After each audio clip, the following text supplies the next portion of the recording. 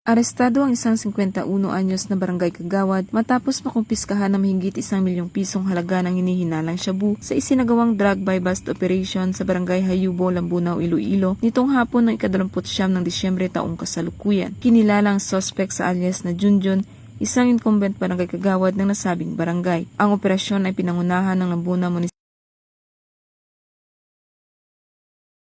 Unit. Ayon kay Police Captain Dandy Elalto, officer in charge ng Lambunaw MPS, isinailalim sa monitoring ang kagawad matapos umanong isiwalat ang isang suspect na naaresto sa isinagawang drug buy bust operation ng Provincial Drug Enforcement Unit sa New Lucena noong ika-30 ng Nobyembre ng parehong taon na sa arestado umano siya kumukuha ng ilegal na droga. Sa operasyon, nabili ng police pusher buyer ang isang sachet ng pinaghihinalaang shabu na nagkakahalaga ng 16,000 pesos at nasamsam pa ang karagdagang 3 sachet na may kabuuang timbang na humigit kumulang 160 gramo na tinatayang nagkakahalaga ng higit sa 1 milyong piso. Ang suspect ay kasalukuyang nasa kustodiya ng Lambunaw MPS para sa dokumentasyon at sasampahan ng kaukulang kaso sa paglabag sa Republic Act 9165 o Comprehensive Dangerous Drugs Act of 2002. Pinagtitibay ng Lambunaw PNP ang kanilang paninindigan sa mahigpit na pagpapatupad ng batas laban sa iligal na droga at muling ipinapaalala na walang puwang sa serbisyo publiko ang sinumang sangkot sa kriminal na gawain. Mula dito sa Police Regional Office 6, ako ang inyong Police News Network Correspondent,